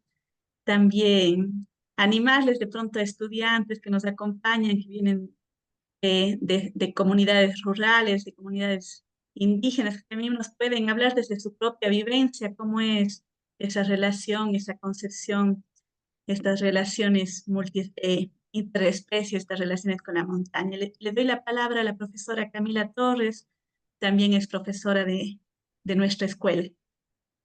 Buenas tardes. Bueno, primero agradecerle muchísimo. Han sido 3 días maravillosos. También, ¿no? De desestructurar muchas cuestiones, hacerse preguntas, no, entrar también en crisis. Y creo que eso es interesante, ¿no? Porque no está resuelto, digamos, y me parece genial. He estado pensando estos días en algunas cuestiones. Y me parece genial esta, ¿no? Como en distintas disciplinas, en distintos lugares, se va rompiendo. Creo que la crisis civilizatoria, ¿no? Ha hecho que se ponga en crisis el antropocentrismo, ¿no? Ha hecho que precisamente volvamos la mirada sobre estas formas de entender, ¿no? Que no partimos ¿no? De ese pensamiento, que no solamente hay ese pensamiento hegemónico y que hay estas otras formas de relacionarnos y de entendernos como parte de la naturaleza, esa interrelación que ha ido mostrando, ¿no? Que es súper interesante. Y pensaba, ¿no? Es decir, como en algunos momentos estos rituales, ¿no? Los ritos y estas ritualidades nos fueron peligrosas en el campo ¿no? De la religión, ¿no? Del proyecto, digamos, hegemónico de la religión y cómo fueron cambiándose, extirpando muchos de ellos. No es decir, como, por ejemplo, usted hablaba esto en Guamote, qué es lo que ocurre. También qué ocurre con aquellas voces críticas, ¿no? Sobre, es decir, qué pasa cuando nos quedamos en la cuestión, en la espiritualidad y no luchamos por las cosas materiales, ¿no? ¿Qué pasa? Digamos, ahí hay también una tensión, quiero decir, ¿no? Una tensión, pienso en los proyectos extractivistas a los que nos estamos enfrentando precisamente en América Latina, pero también, ¿no? Otras situaciones en que esas relaciones entre lo humano y lo no humano, digamos así, también son peligrosas, ¿no? Para estos proyectos extractivistas del capital, el movimiento checo en India, por ejemplo, ¿no? Las mujeres defendiendo el bosque, pero no porque hay una convivencia, el bosque es posible por la convivencia que hay entre ellas y el bosque precisamente, ¿no? Entonces, ¿cómo ve esta situación? Muchas gracias, Camila, ¿no? Muchas gracias, Camila. Muchas gracias por sus palabras y por su reflexión. Sí, es bastante singular y es bastante complejo y echaría mano yo de la palabra ambiguo. Es bastante ambiguo porque tiene muchas tonalidades de esta relación entre el hombre, la naturaleza, estas entidades actuantes, la idea de espíritus, la idea de materialidades, sustancialidades, materialidades. Mientras usted mencionaba esta noción del espíritu, la espiritualidad frente a las luchas extractivistas, por ejemplo, yo recordaba algo que es muy común en el Perú contemporáneo. Cuando se va a hacer alguna obra que atraviesa un cerro, un guamani que tiene poder para los comuneros, en general se contrata gente de la comunidad para trabajar ahí. Pero la gente de la comunidad se niega a trabajar si no se le hace un buen pago a la montaña, ¿no? Si no se le hace un buen pago a la montaña, significa que la montaña no les va a dejar trabajar, ¿no? Se va a comer, dicen ellos, se va a comer los tractores, se va a comer a los trabajadores. La montaña no está haciendo, no se está vendiendo a los proyectos extractivistas. Entonces, tienen que negociar con estas formas de entendimiento, con estas formas de racionalidad para poder avanzar en estos proyectos de intervención en el medio ambiente. ¿Qué quiero decir con esto? Que esos niveles de complejidad y convivencia, de coexistencia entre formas de entender la relación con lo espiritual, con lo medio ambiente y las formas de entender los niveles de acción del capitalismo en estos espacios, son complejas, ¿no? Y permiten observar precisamente eso que estudiamos los antropólogos, la complejidad del fenómeno social, ¿sí? Ahora, no sé cómo está en el caso ecuatoriano, pero durante años fueron bastante famosos los estudios de impacto ambiental, ¿no? Para sociólogos, para antropólogos, estudios de impacto ambiental a propósito de grandes proyectos que se buscaban hacer. Yo estoy hablando, no sé, de hace 16 años, 20 años, no sé, no tengo mucha idea de esto. Mi papá es sociólogo, entonces yo escuchaba de los proyectos de impacto ambiental. Bueno, se hacían proyectos de impacto ambiental teniendo al medio ambiente como un actor mudo, como un actor que no emitía signo, como un actor que no emitía palabra, como un actor que solamente era recurso. Ahora, con estas complejidades que estamos observando, es importante saber qué dice el ecosistema, qué rol está tomando frente a la comunidad, frente a la sociedad, por qué las resistencias de las comunidades pasan por establecimiento de relación con sus lugares. Ahí considero, a propósito de su propuesta, considero que hay una complejidad, una ambigüedad y que depende de las regiones, de los grupos étnicos, del más o menos pronunciamiento de estas relaciones interespecie en las comunidades en las que este tipo de relaciones y vinculaciones están presentes, ¿no? Entonces, como usted bien lo ha mencionado, se trata de un campo que no se reduce a una sola forma de expresión, sino que en esta complejidad, como he dicho, pone en juego varias variables, ¿no? Eso pensaría por ahí. Profesor, vimos, hay varios comentarios, muchos de felicitaciones, de esos los leeré más adelante, pero Muchas hay gracias. también dos preguntas. La una plantea Margarita, dice, nombrar a los otros tipos de seres como humanos, entre paréntesis, naturaleza, no es un antropocentrismo exagerado que se proyecta a sí mismo, pero a su vez va anulando la propia existencia de esos otros seres vivos que quieren ser y estar nomás. Y le leo la otra pregunta o desea Sí, por favor. contestarla No, primero. está bien. La siguiente pregunta La también. siguiente, Solamente ah, quería aclarar el final sí, de la primera pregunta. Dice, ¿estar nomás? ¿Ser estar nomás?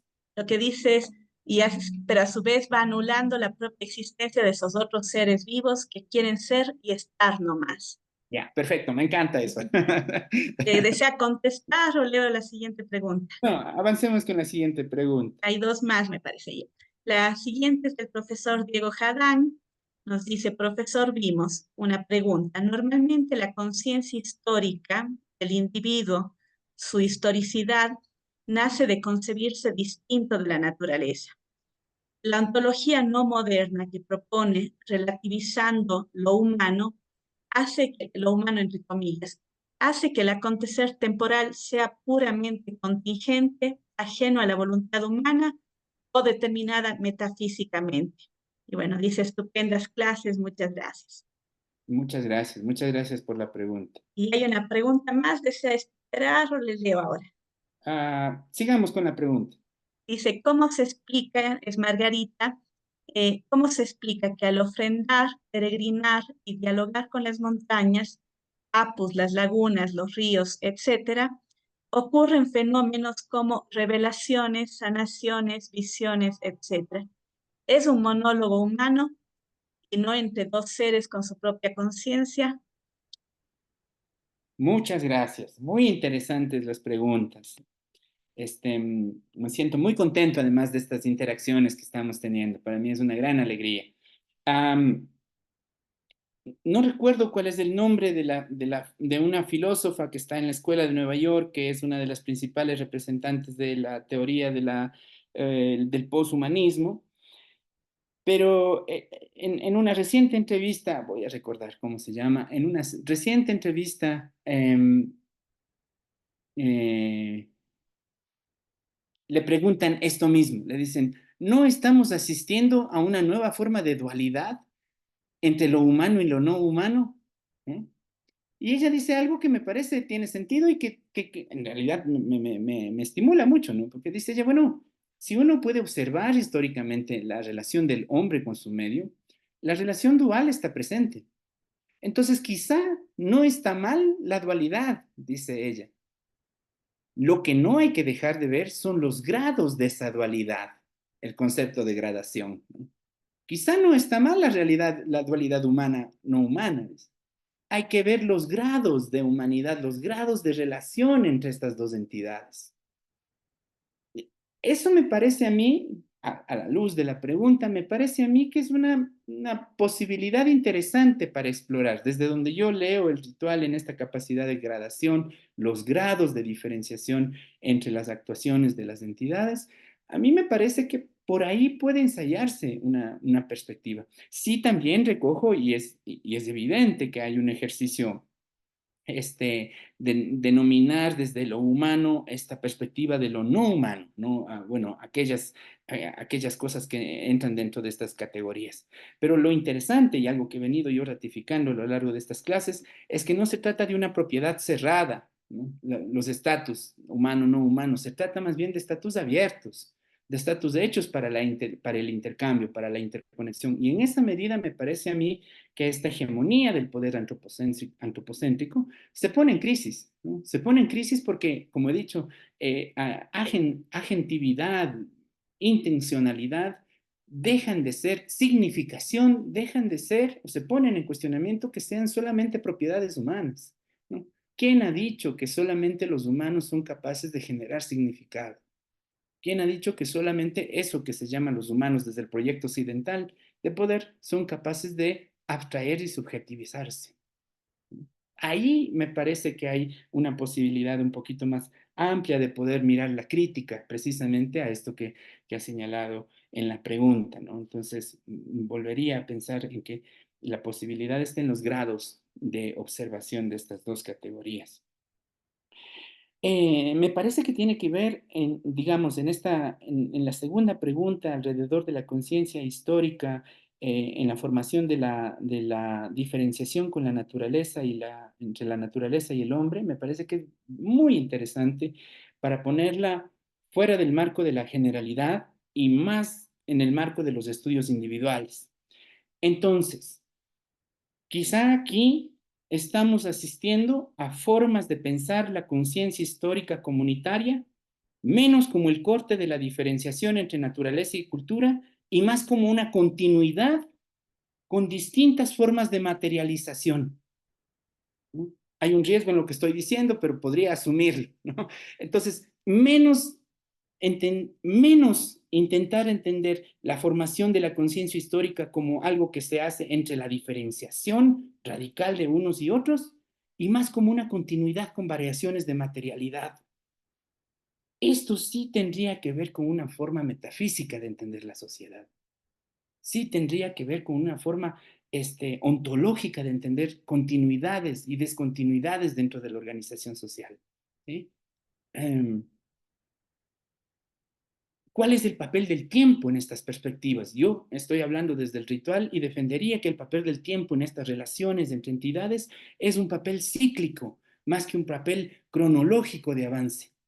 Y ahí hay entre esta diferenciación del ciclo y lo cronológico, hay una relación de resistencia clara frente a las posibilidades de asimilación histórica, de asimilación cultural, de asimilación del capital de estas prácticas, ¿no?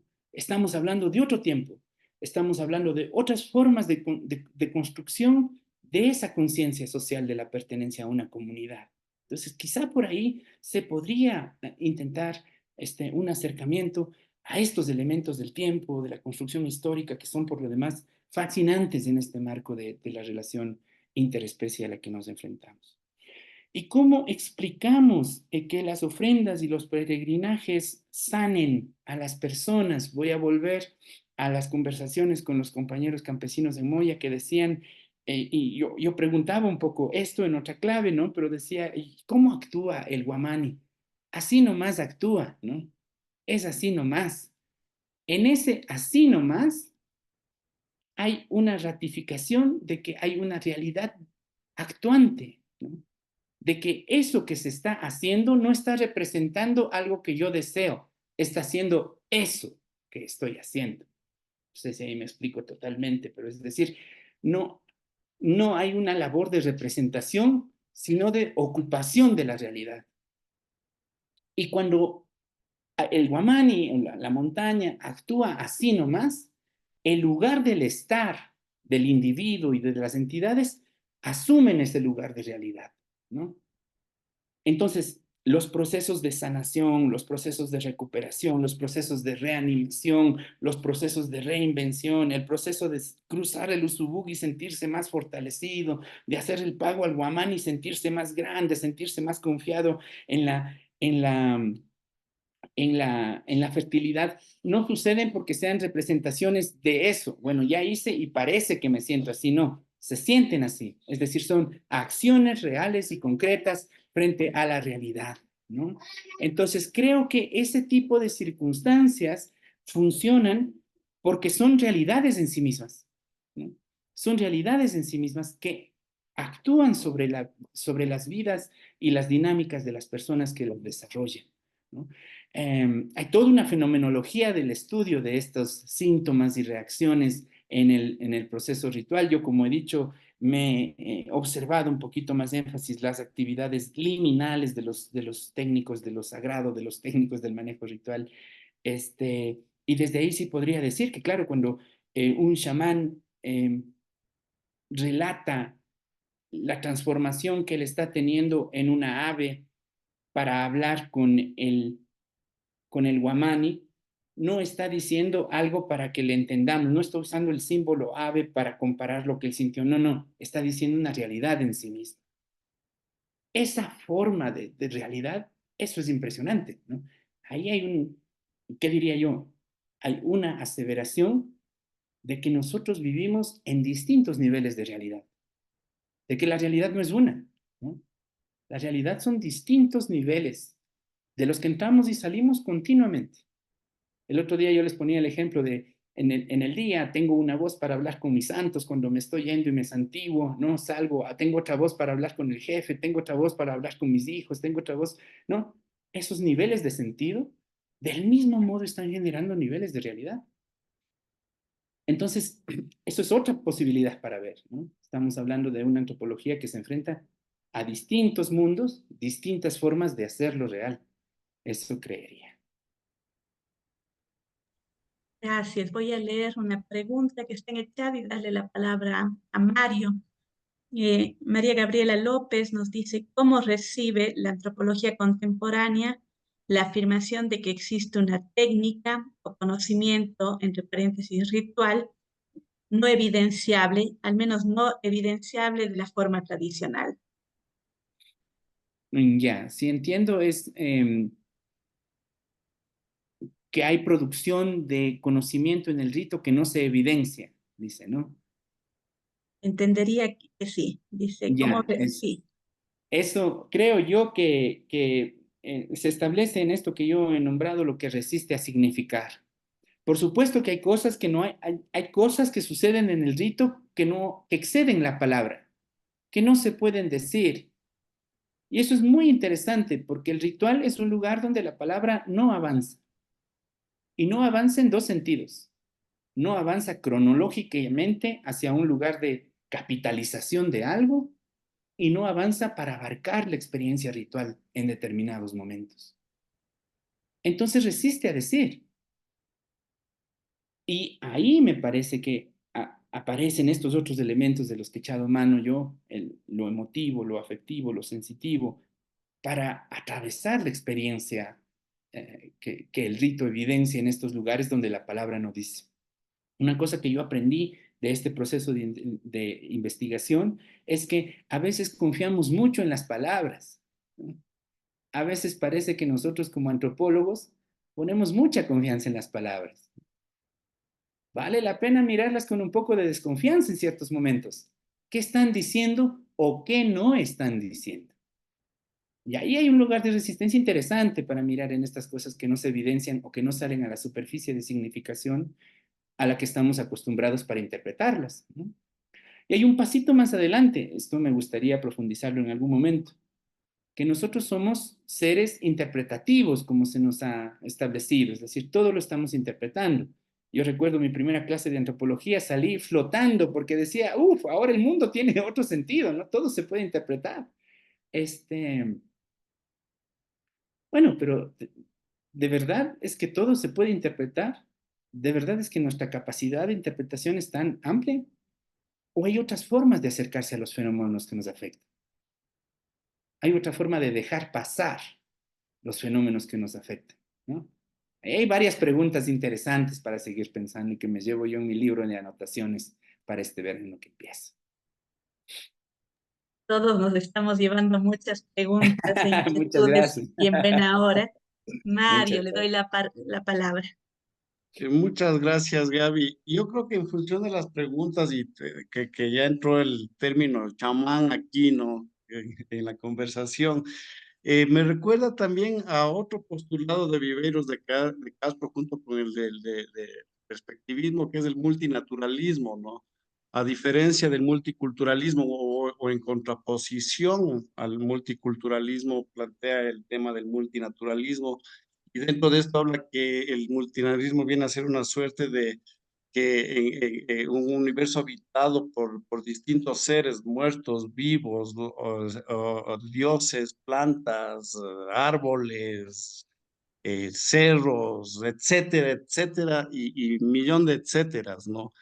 Y que justamente es para que el chamán adquiera sus poderes, sus conocimientos para lograr ser quien es, para poder curar, él habita los espacios del otro, ¿no? No es que aquí no hay el contagio como lo habíamos hablado hace poco, sino que aquí es el habitar el espacio del otro para comprender, por ejemplo, en el caso de las plantas, qué plantas curan, ¿no es cierto? Habitar el espacio de las plantas para que las plantas le enseñen sus potenciales curativos.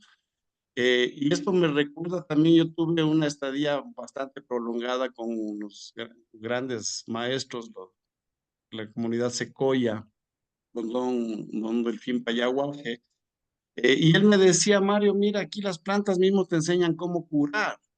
Por ejemplo, me decía, plantas trepadoras, ¿no? Decía, esta planta te dice que te cura con emplasto, ¿no es cierto? O había unos botones de un algodón de monte, que en algunas plantas estos botones no se hacían algodón, ¿no? Sino que se quedaban, digamos, en este estado. Y había otras que en cambio florecían este algodón blanco, ¿no? Y decía, esta puede curar los ovarios de la mujer que no puede dar a luz, por ejemplo, ¿no? Porque se abre, la otra no.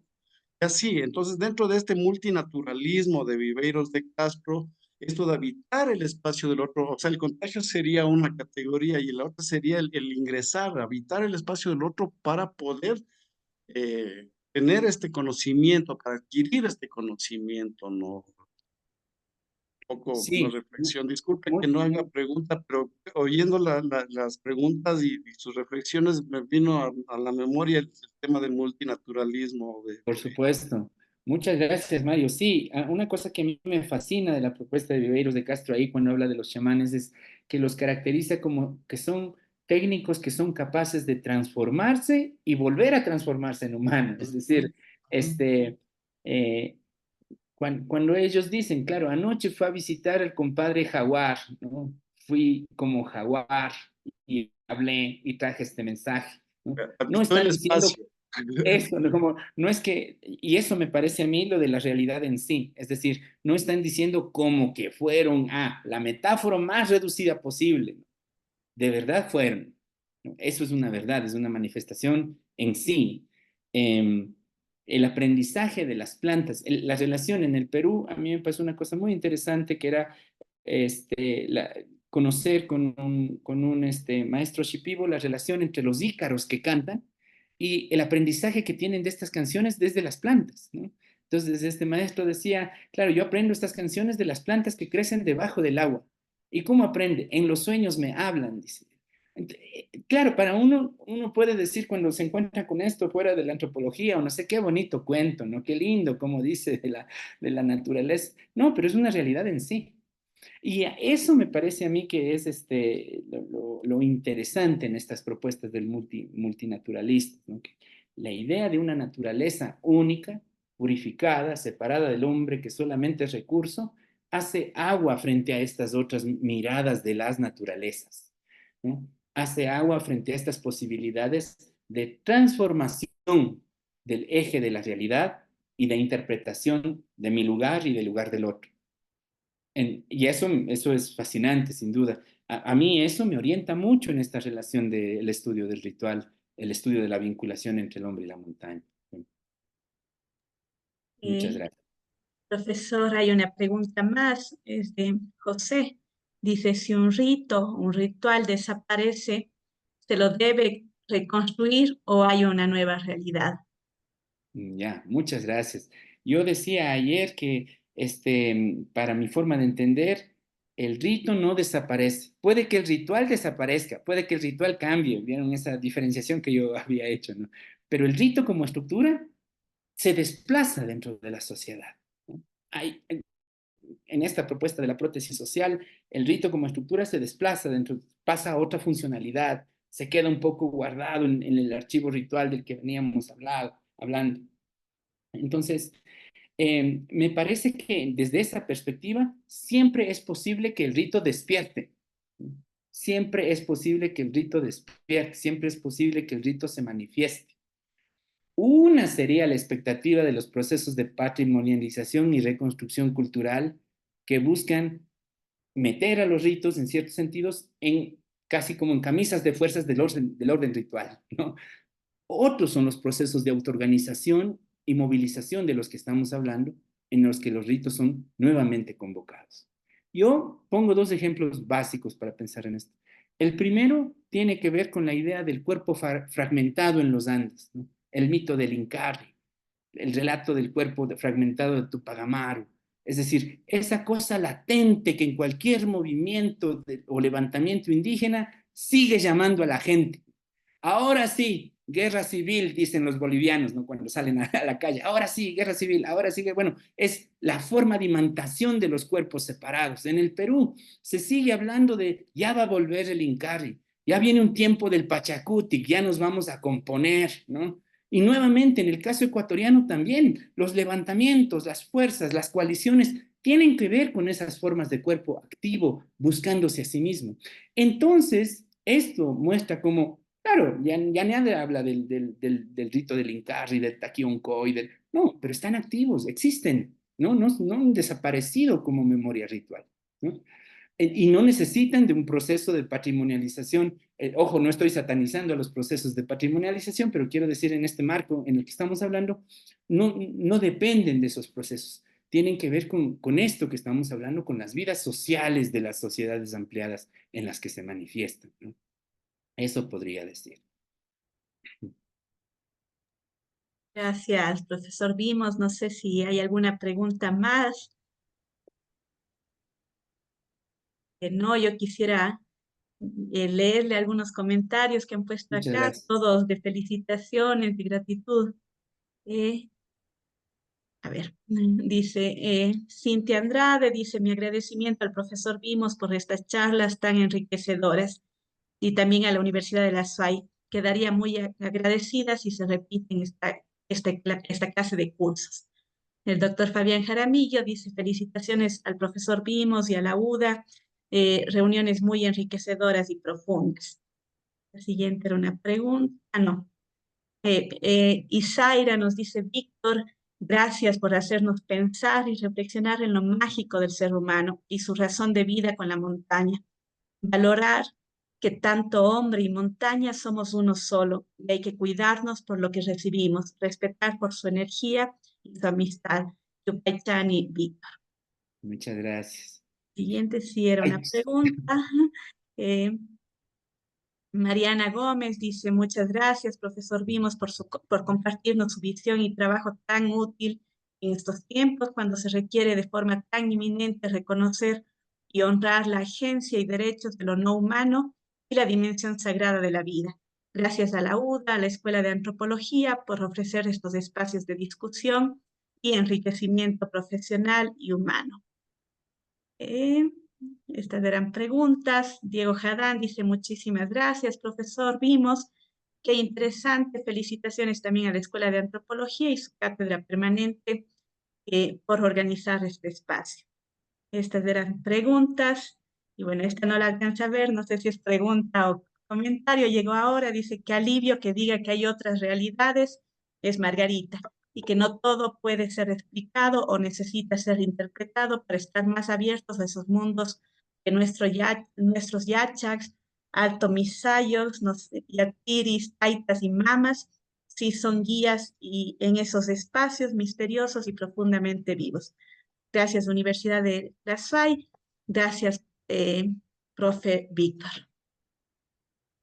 Y yo no sé, me parece que ya no hay más preguntas. Todos nos quedamos con muchas preguntas, pero yo, Víctor, le quiero agradecer enormemente en nombre de la Escuela de Antropología, de nuestra Cátedra Permanente de Antropología de la Universidad de La SUAY, por estas 3 jornadas que han sido sumamente valiosas y que usted ha tenido la enorme gentileza de compartir con nosotros. Para quienes hemos participado en este curso, sus conocimientos son un aporte fundamental en varios sentidos. Primero, porque nos permite reflexionar esa relación hombre-naturaleza, hombre-montaña en los Andes, y el lugar del ritual en esa relación, que era el objetivo de este curso, pero además de eso también nos permite repensar el ritual, seguir desacomodando nuestros preconceptos sobre la relación naturaleza-cultura, desacomodar también ese androcentrismo que ha caracterizado a Occidente y que ha caracterizado a la academia y que hay que decirlo también ha caracterizado a la antropología como disciplina. También sus aportes nos posibilitan seguir planteándonos nuevas preguntas y complejizando esas preguntas. Usted ya nos decía lo importante que es en antropología saber hacernos preguntas, ¿no? También nos permite repensar el mundo y yo creo que eso es lo más importante. Nos ha permitido usted estos días repensar el mundo y repensar nuestro lugar en ese mundo, en un mundo que, como usted bien nos ha mostrado, cohabitamos, coexistimos, negociamos entre naturalezas, entre entidades diversas, con agencias propias y en constante interacción. Yo decirle nuevamente 1000 gracias por todo su conocimiento, pero especialmente por toda su generosidad en dictarnos este curso de manera tan desinteresada. 1000 gracias, Víctor, y de mi parte un aplauso y estoy segura que de todos de este magnífico curso que nos ha compartido. Muchas gracias. Para mí ha sido un verdadero placer ponerme en contacto con ustedes, aprender a nuevamente conectar estos puntos de diálogo. Me parece muy valioso los espacios que la cátedra, que la carrera de antropología tienen y que sostienen para permitir este tipo de vinculaciones. felicito a los maestros, felicito a los estudiantes, felicito a los investigadores que conforman esta gran familia de la cátedra y de la carrera. Y para mí ha sido un verdadero honor nuevamente poder abrir estos puentes de diálogo, ¿no? Ustedes tienen mi correo, yo tengo un Facebook, entonces me pueden encontrar como Víctor Vimos. Pongámonos en contacto si necesitan alguna lectura, si les quedó dando la vuelta alguna pregunta, si tienen algún tipo de crítica. A mí eso me interesa y eso para mí es fundamental. Ha sido muy estimulante intercambiar con ustedes en estos días. Agradezco de forma especial a la doctora Gabriela Erjuri por su apertura, por sus gestiones para llevar este espacio adelante, para establecer las formas de difusión de este curso. Eso ha sido muy bonito y a mí me llena de mucha alegría. Y espero que nos veamos pronto. Estoy seguro que seguiremos en contacto, estoy seguro que podemos seguir caminando y colaborando y aprendiendo en conjunto, ¿no? Me da mucha alegría, yo quedo a sus órdenes siempre y nos volveremos a ver. Les agradezco mucho y yo les brindo un gran aplauso por el trabajo que están haciendo. Muchas gracias, de verdad. Muchas gracias. Muchas gracias a usted. Gracias. Muchas gracias. Y Muchas gracias. visítenos en la Universidad de La Salle en Gracias. su próximo viaje a Ecuador. Así haré, Entiendo, así haré. Muchas es gracias. pronto. Esta Le es siempre agradezco su mucho. casa y nuestra enorme gratitud con usted. Les agradezco mucho. Muchas gracias y hasta pronto. Gracias, Un gracias. abrazo para todos. Gracias a Muchas todos. gracias. Una buena noche. Muchas gracias. Hasta luego. Gracias.